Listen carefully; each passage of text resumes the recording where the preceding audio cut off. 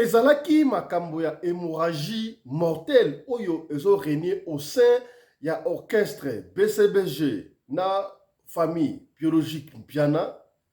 Mais sika boye ekomi échanger niveau, ekomi ya barando, ekomi ya kofingana entre ba parti ya JB Mpiana na ba complicité topé ba membre to ba to ba na JB Mpiana na ba collègue chroniqueur journaliste. Qu'est-ce qui se passe? Sango e tambola ki mokili mobimba toyokaki après liwa ya Océan Mpiana affaire sous-vêtements et bimaki. Oh, sous-vêtements, patati, patata, sous-vêtements, Roger Ngandou, azaki sous-vêtements Océan Mpiana. Roger Ngandou, après ça qui paquet à 20 000 euros. Et pas il y a Roger Ngandou, après ça, Miss Nicole, après ça qui mwana na ye, après wana, mwana tout là qui sous-vêtements ça, puis yango mwana yake okufa. Nous, on se demandait ici, nani oyo azalaki na source, nani oyo azalaki na base, nani abisaki information. Nous nous sommes même demandé, est-ce que Roger Ngandou a koki kokota na chambre ya mwana mwasi majeur, absence na ye azwa na ebité. Kasi plus tard, source ya kobima keno, voilà, ezali Roger Ngandou, ezali Blanchard Mosakande abimisaki ba secret wana. Oh, na ndenge nini? Yem talobaki botu na Roger Ngandou boy.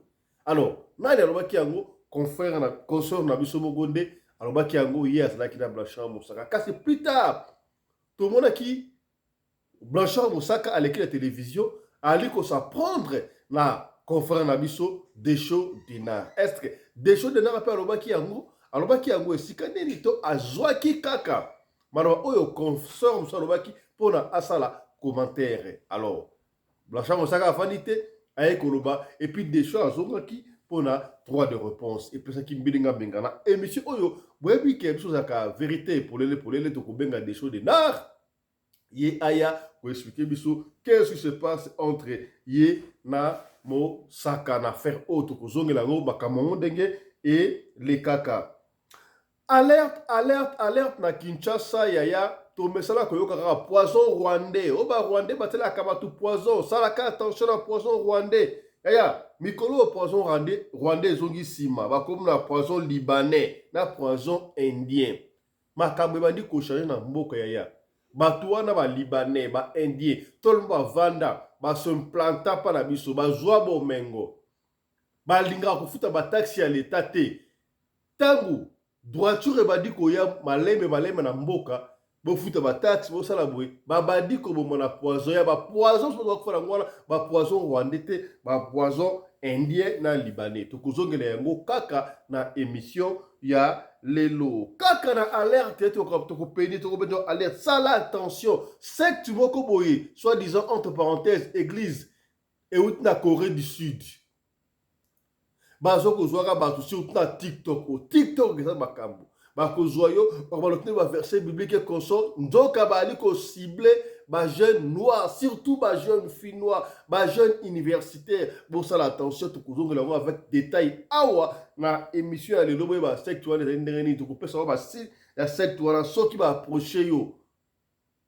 Kondimate, soki ba koti na vie na yo, yaya malheur et bandit. Secte wana ezo kopesa mutu ko so o tolobaki te tolobi yango tokosola awa na émission ya tongo mokolo ya dimanche ya lelo.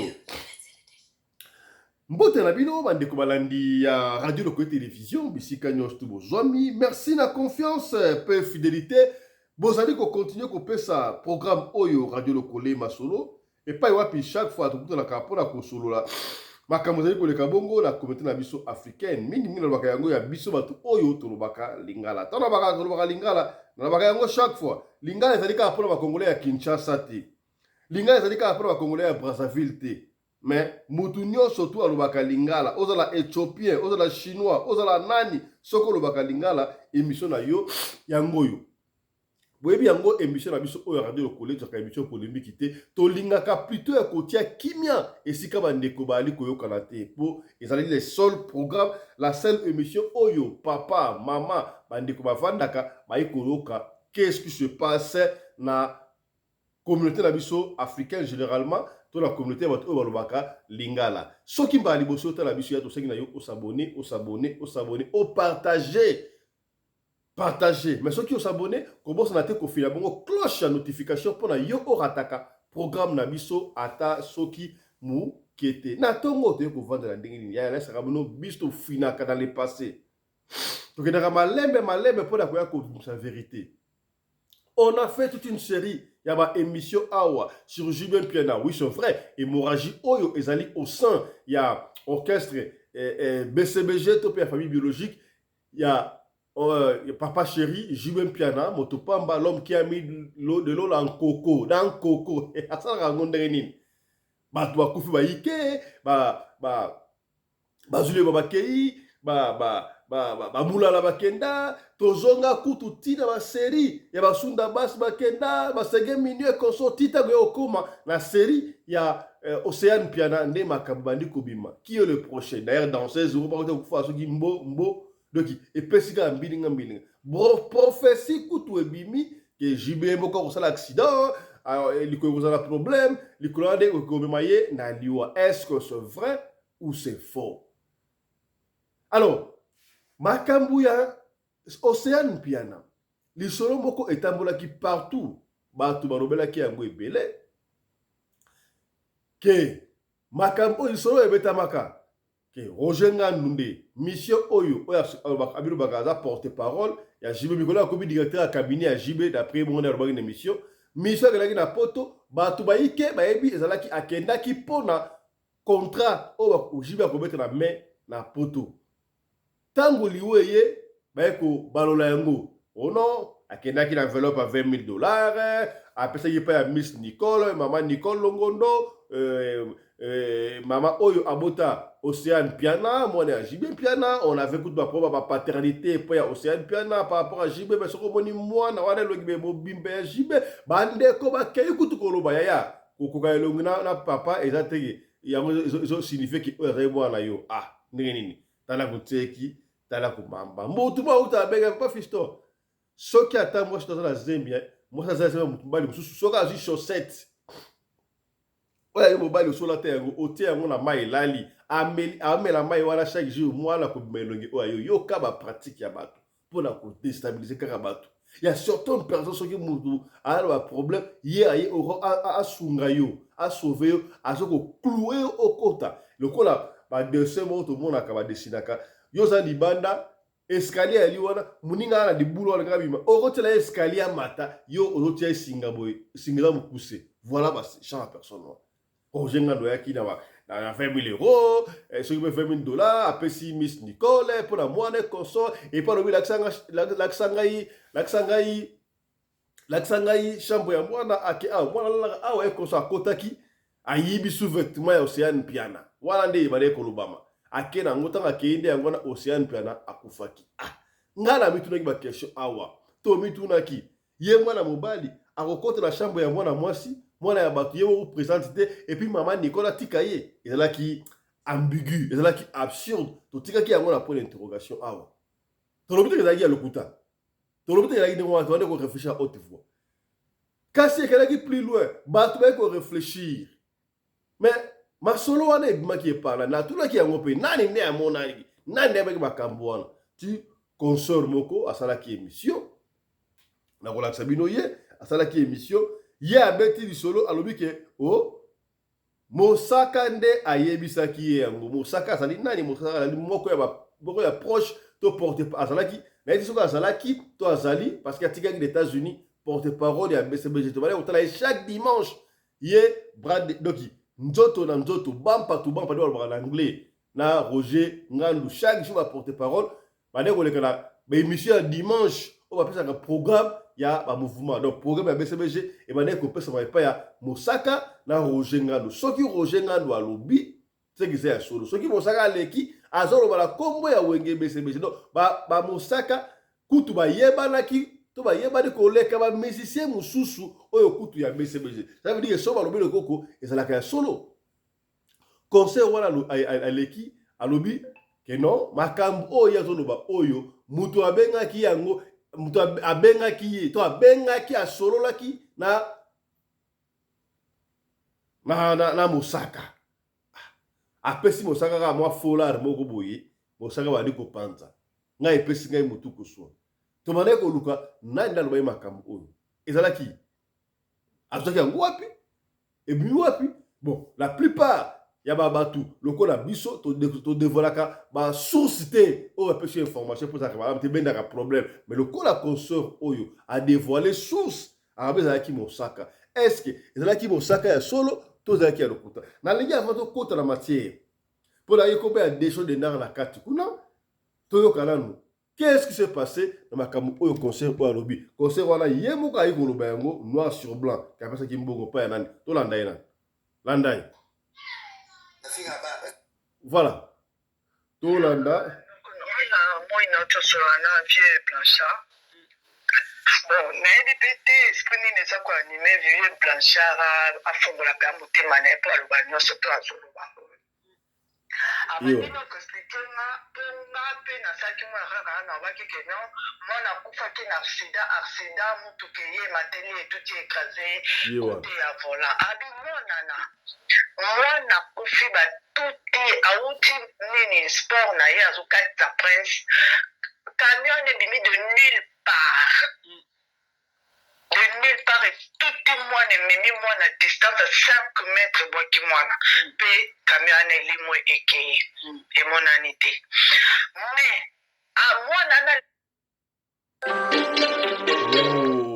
voilà sikoyo nana nde ali koexplike makambo oyo asoli na blanchard mosaka alobi yango noir sur blanc abombi kutu te landa emonani te mais mwana nalekaka na chaque jour alata mpe linete te aza mpe na problème ya miso te comment asalaka accident te kaka koya arogenga na kati ya ndako na ye biloko ne bandi kobunga batindeli papa na ye atindeli mwana enveloppe ya 20 000 euros kaka ndenge ezalaka kobima ya rogenga dakei mwana kaleso ebungi mwana tali yoyebi kaka babiloko biso basi tozalaka soki olingaka mwa babiloko wana mingi so ezala mwa bacomplot otiaki yango wana ozala mwa projet diko aluka yango bwamona yango tabenga mama na yabi naomona babiloko nanga mingi ezobungabunga na ndako naocomprendre te tellement mama na ye mpe babi azalaka prophétesse abisa bi onani ayaki na ndako yo koma okoyesa bato na ndako abi non kaka porte parole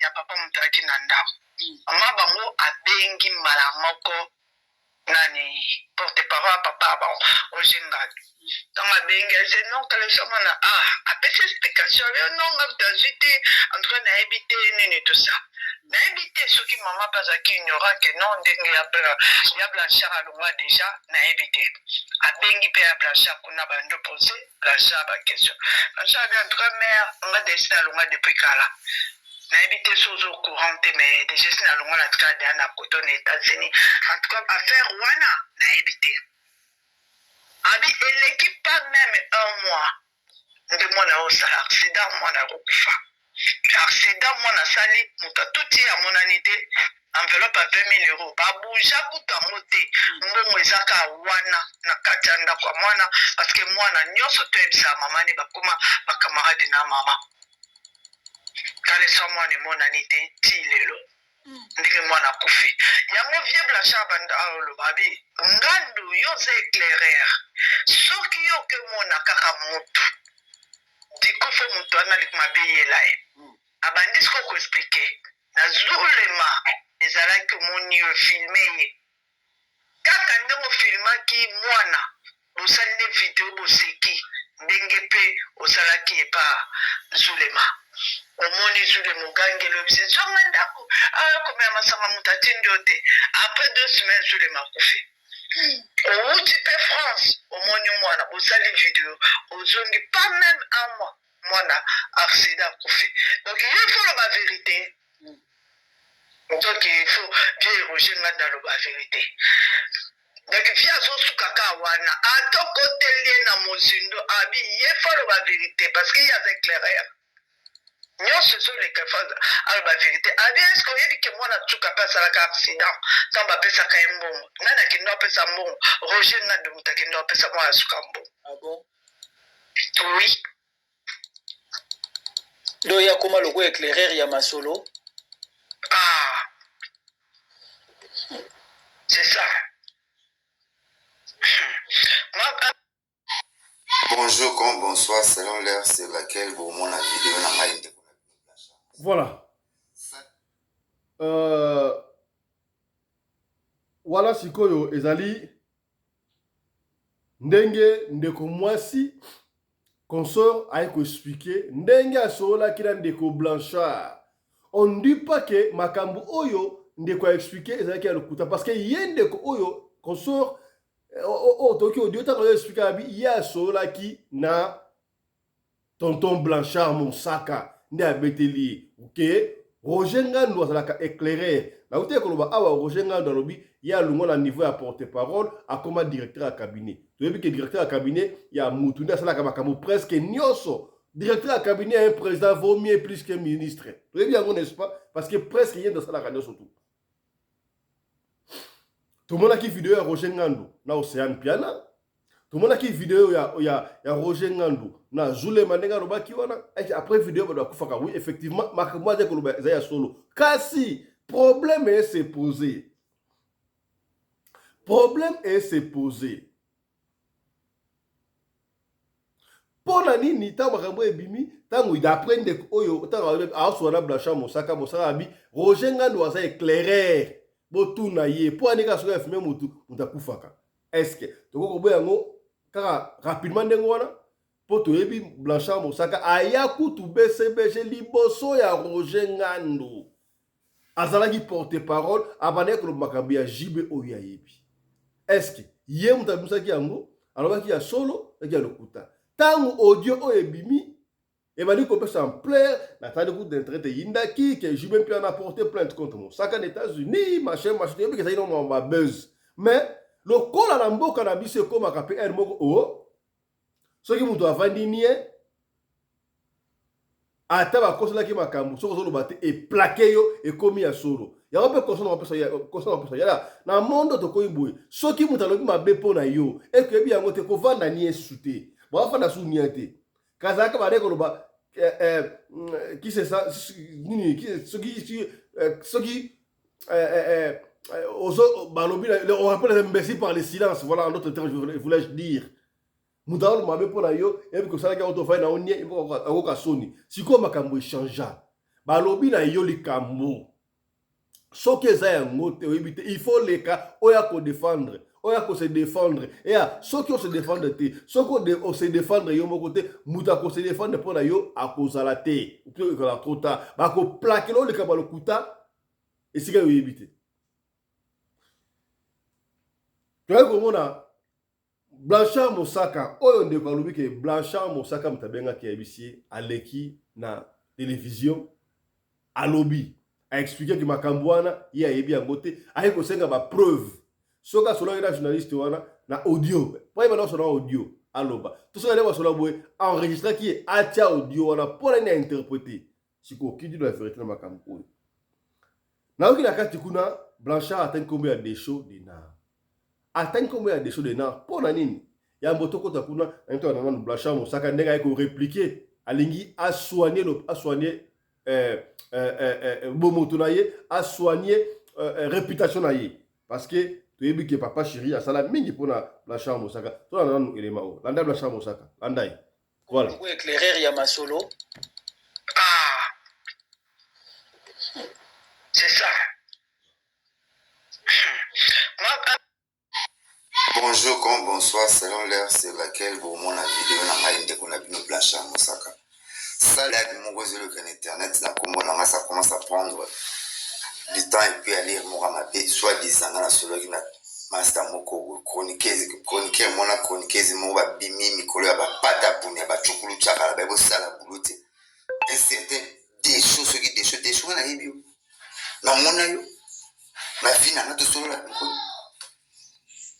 tantino so iketi yo show de yo show wana so ki volcan tv to solo la wapi ozana nimero la ngai yibio pour laisser vous ça na magasi kuna yibina ngote na pena posa na yibote bon mi bele te mbele ko peso conseil to cause la mutu makamba zo tala na kuvite pour qu'on les robeti di solo mutu répondre te et comment ya solo na boye ko répondre ni kamona ndenge to ba konike ba bingi ngana répondre no na limite mina mo ko mo sana ngwa ni ka bi monsieur bele alors comment to le côté vendiming et ça place la vérité. Il y a un gars mon a profité na bolino na binoté à mon abinoté c'est tout ça na nous voice. Si vous pas le côté mais nous pas beaucoup aussi que mon sac à bien écoute tante Nicole on a yébiété na mon a été. Nayoka kaka kombo na yébiété na mon a été bon tout ne si pas nous le côté nous kaka bien pour y aller c'est nous qui te soigne sur mon sac. Ma $20 sur enveloppe na yébi le côté. Aussi une mission na répondre qui Roger Bukani son albumu beta masolo bino moko na solo ngene bino wapi bo chef voice on bo émission pour mon gars comme na bo luka vina ba mbongo na nzota bato tantini tsoki igeti tsoki yo shoko tula toni ozo mi badi mbele fo peso ta conseil que ozo kosi na mutoma ta makambo yebani te bo solo lati et pour ça c'est on vandi ya mpo dati na pe bijou nzambe na kazo talamba nga solo na boya yibi nga bino mibale to solo la nga sata na numéro na nga net na yo de so na yibi na mayoti yo iketo na yibi na mayoti to solo na boss makambo mutazana problème na ye ya makambo mutazana Nicole na makambo père de mona na ye boss bo le na ye ale bino zo kosele makambo chance botengi komo na la benga ki yeso ko témoigner que mosaka benga ngate to na numéro to solo la même pas na vie na mona tata Nicole te na vie na to solo beaucoup ça m'a ngamu na total na kaboy ba kolike ba benga ta santo sele mission na lingité na de mentir mais na moni bo setu mission susu dans la laquelle bino oza na voice na to solo like yo ide to na celui des shows bocha to solo na mutile ngamu na kolonzo to yebi binoti et puis na posa na yebi binoti yebi ni kolonzo tuki tanti ige to bo mosaka so na pesa ka muki yo na mbongo pesa nga vona na mboko ba sala dollar yo na mbongo pesa nga yebi yo.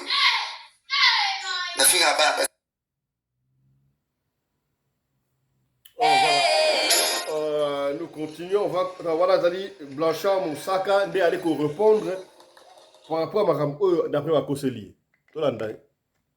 Parce que ma kamango est bandit qu'on soit tournir Moussoussou. Voilà. Donc, et puis 6 mois Mawa, on va encore répéter ça, que vous savez les bandits.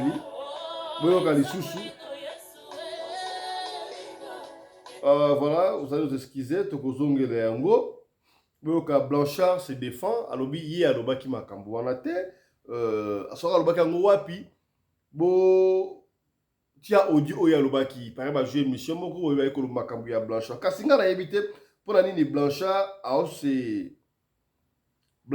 a s'attaquer na Deschaux de na yebite, est-ce que Deschaux aloba ki asola ki na Blanchard to Deschaux ya mbaki mutu entre parenthèses roba ki asola ki na Blanchard na yebite premier Deschaux ezali niveau nini soki kaka pona Deschaux ayambaki mutu yango wana Blanchard asapprendre na Deschaux wana Blanchard azali vraiment wrong tout en anglais azali na raison te soki après le kamwana Blanchard na raison te yango s'attaquer na Deschaux de na parce que atezaki ngai et que mouta une information la copier à la côté alors parce que mouta a expliqué moko azo source a solina Blanchard Moussaka ABC boyi kutu mama Miss Nicole Longondo Miss Longondo mama ya Océane Piana nde abenga ki Roger Ngando boyi et puis ko benga ye Blanchard Moussaka abenga sta longo déjà kala makambo et puis donc,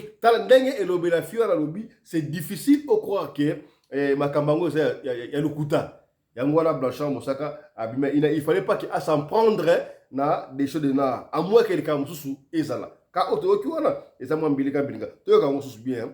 Bonjour, comme bonsoir, selon l'heure sur laquelle vous mon la vidéo na maïnde qu'on a vu nos Blanchard Moussaka.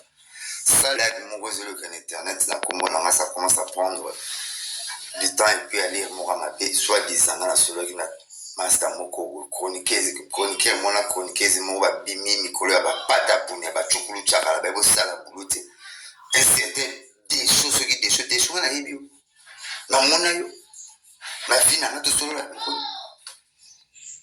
tantino so iketi yo show wana so ki volcan tv to solo la wapi ozana nimero la nga yibio pour lise bo sala makasi kuna ibna ngote na pena posa na yibote bona mibale te na mbala ko peso conseil to cause la mutu makamba zo tala na kuvite pour qu'on les rebeti du solo mutu répondre te et comment ya solo na boye ko répondre le kamu na ndenge tu ba konike ba bingi ngana répondre non na limite mais na mo ça na ngwa ni ka bi monsieur belé alors comment tu as un problème moko sur le côté vandi mingi ils aura place à vérité ya nga mona kufiti na boli no na yibi binoté na mona binoté c'est to so na ngo cha voice c'est pas le côté mais subi nous pas pas beaucoup aussi que mon saka bien écoute tante Nicole ngondo na yibi été na mona été na yoka kaka kombo na yibi été na mona été bo tout ne suis pas bien le côté ne kara bien pour y a c'est que te so na mon sakati ma $20,000 sur enveloppe na yibi logo.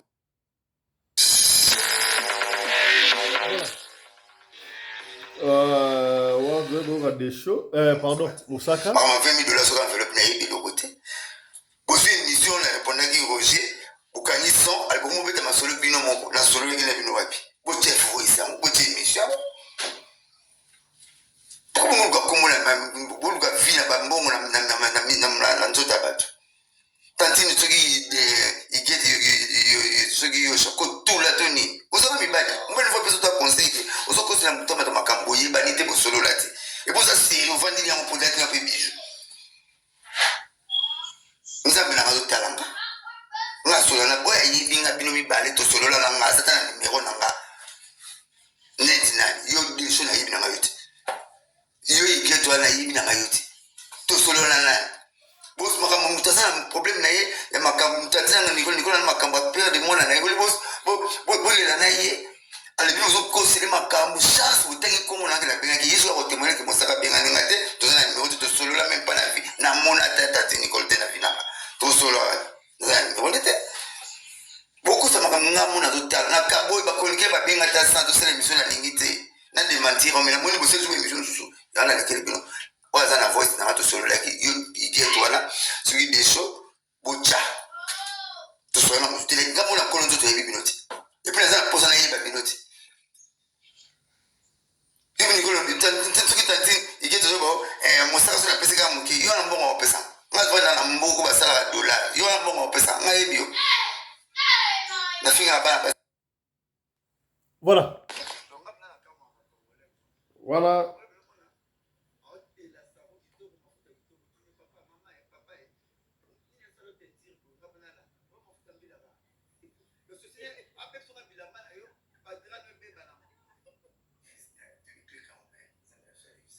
Voilà.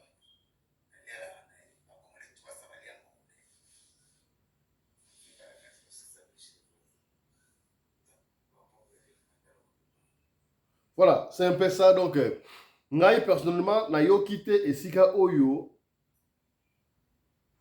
des shows à l'obima Kamboana. Sauf que ça n'est qu'à rapport à des shows de Nam, à un baki de Kouana Oyo, à cela qui entre parenthèses, soit disant dans Mosaka, et que Blanchard a aussi apprendre dans des shows, on les alliés rong, les alliés penda malam malamouté, à Betil Band, à moins que Bante, c'est dans M. Zobalaï Kolobayango. Mais ndeko la paix soka yebike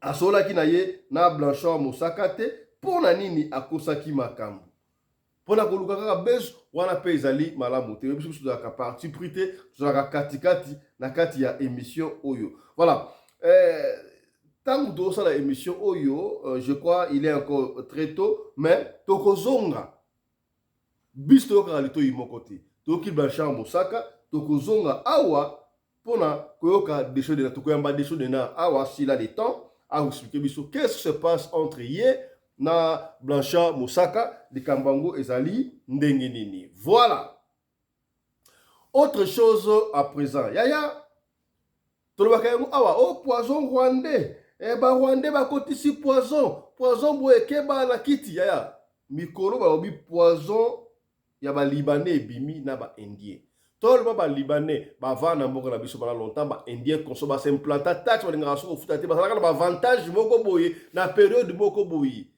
tango ali ba kata ba avantage e ko mabe ya ko la mutu te ya yo besana mutu aso kuta na yo kabele moi 10 euros o kabele moi 20 euros o kabele moi 30 40 50 euros a comme si yango habitude jour e ko pesa été a ko silikela yo o bien on s'en rende ngone a ko silikela pour la ye et ça yo il faut payer ça chaque fois a ko silikela yo et ça le kola boy ba libanais ba mesana ko sala makambu presque gratuit na mboka na biso ba ko so mbongo ebele na mboka na biso ba ko sala ba faire ebele na mboka na biso tangu mabe ekoteli bango mboka bali ko so na droiture bakale leki bakomi koluka ba empoisonnaka batu ba mikonzi bato ba ocha bakale ke ba Kinshasa ba diaspora okomi Kinshasa ke ba na poison libanais na poison indien yokani ndeko apene biso tala na ndeko bana Kinshasa bana mokili mobimba. Aujourd'hui nous sommes dimanche le 23 mars 2025. Nous sommes bel et bien en République démocratique du Congo à Kinshasa. Oui, mes salutations à la diaspora congolaise. La diaspora congolaise, je suis très fier de vous.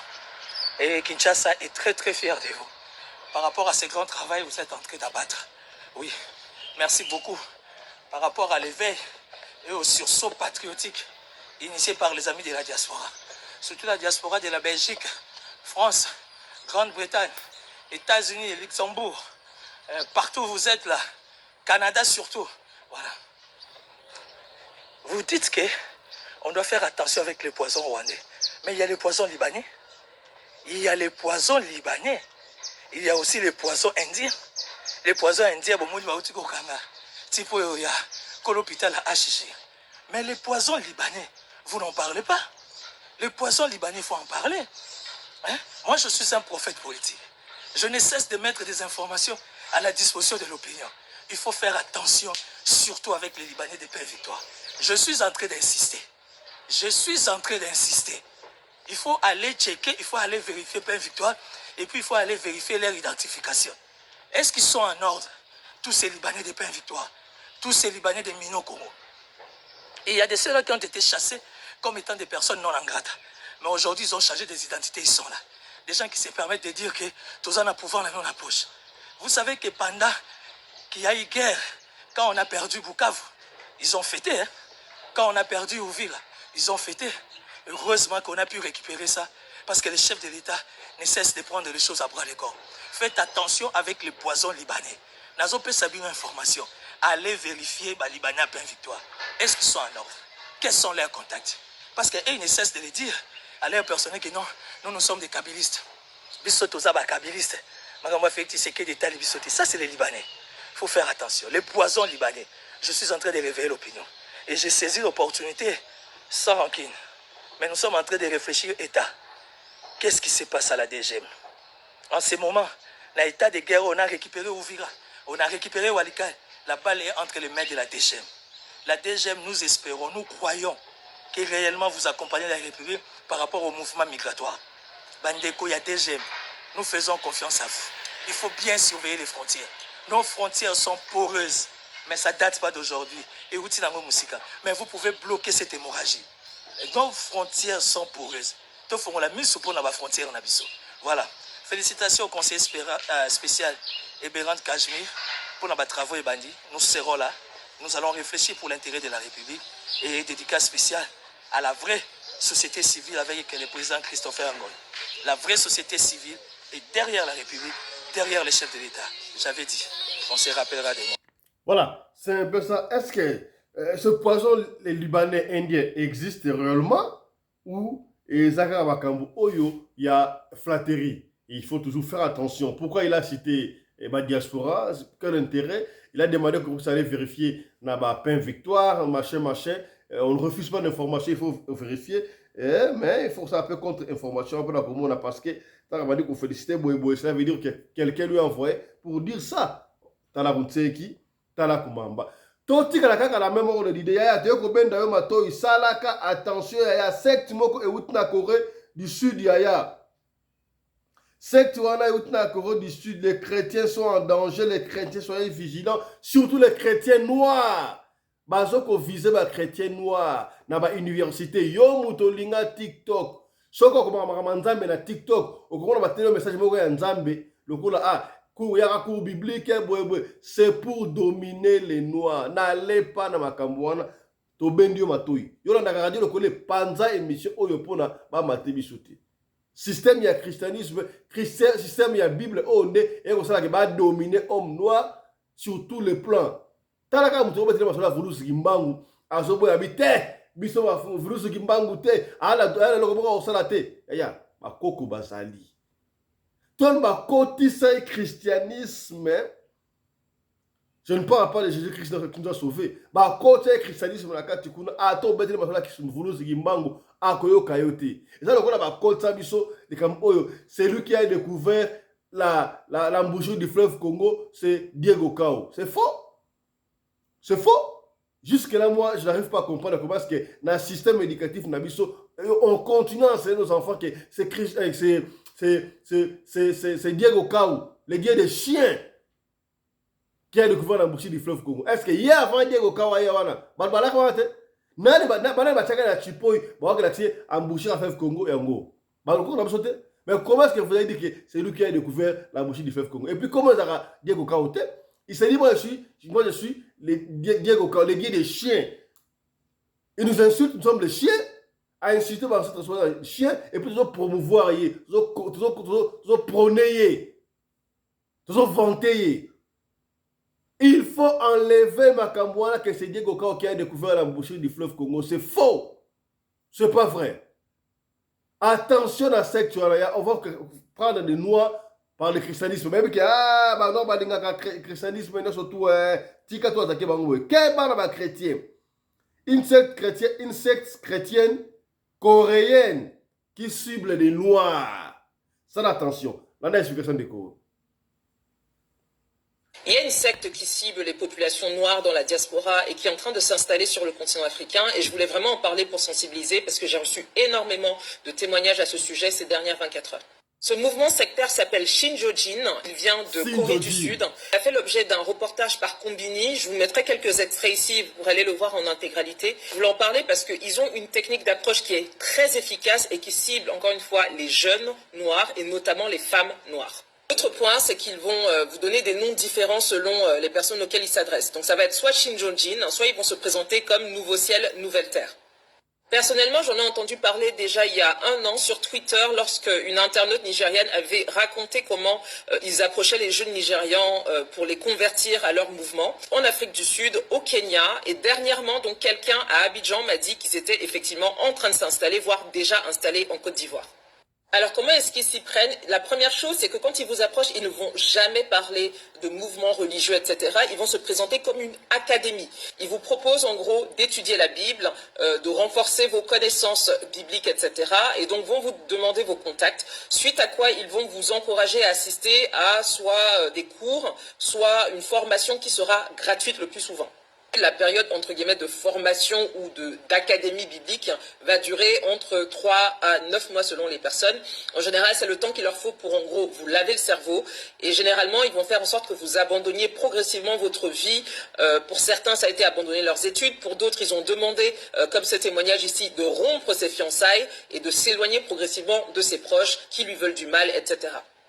Et au-delà du lavage de cerveau, ce qu'ils font aussi, c'est du harcèlement, littéralement, puisque ils vont se débrouiller pour obtenir vos contacts, vont vous appeler très régulièrement, vont chercher à se renseigner sur votre style de vie, votre rythme de vie, et progressivement essayer de prendre la main dessus en s'insérant progressivement avec des devoirs qu'ils vont vous donner, des contrôles, vont demander votre présence de manière régulière à leurs séances, etc. Et si vous ne le faites pas, il va falloir que vous fournissiez des explications ou des justifications. Donc, ils vont devenir de plus en plus présents dans votre vie, et parfois ça commence tout simplement même avec un contact ou un message qu'ils vous envoient sur les réseaux sociaux. Donc une chose que la plupart des anciens membres sont d'accord pour dire, c'est qu'ils sont extrêmement convaincants, mais une fois que vous tombez dans leur filet, c'est très compliqué d'en échapper après.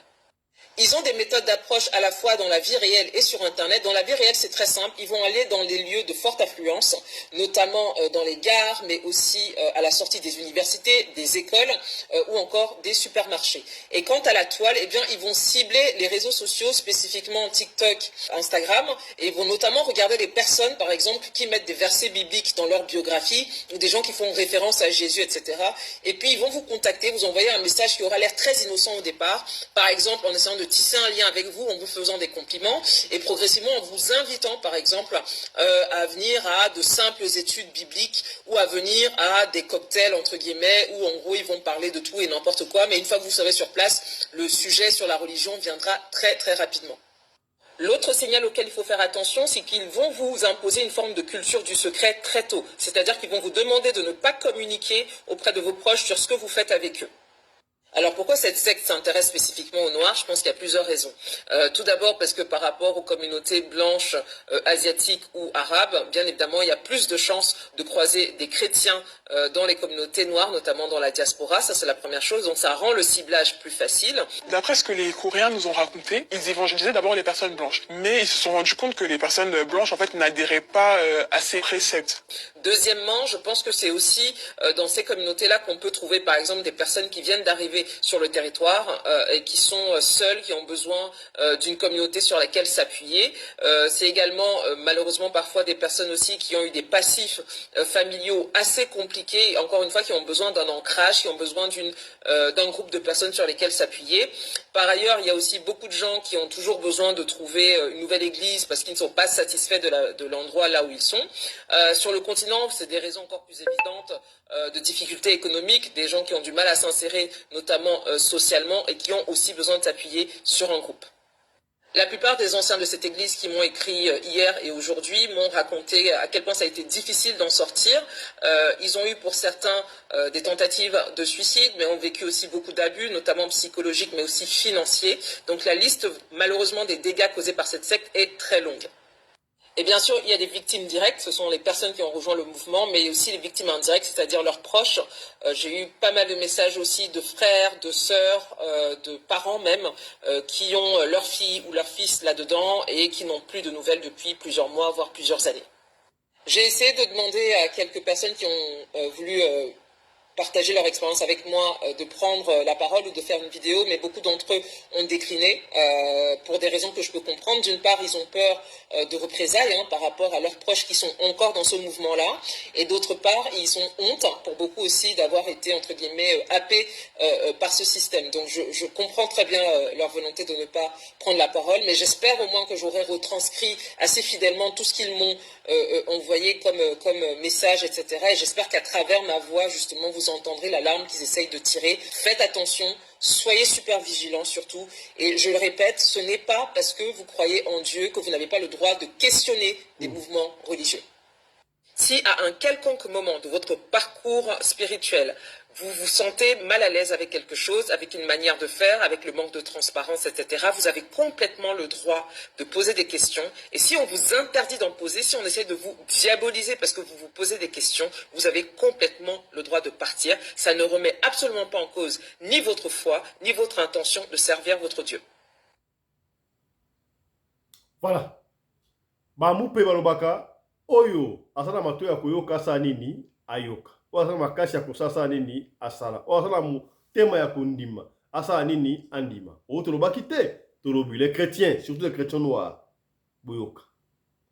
Tosuki awa pona session ya liboso ya radio le couleur mokolo ya lomingo ya lelo tokozonga susu R moko pona deuxième session. Portez-vous bien d'ici là. Santé de fer à tous. Chap chap. Et tchara.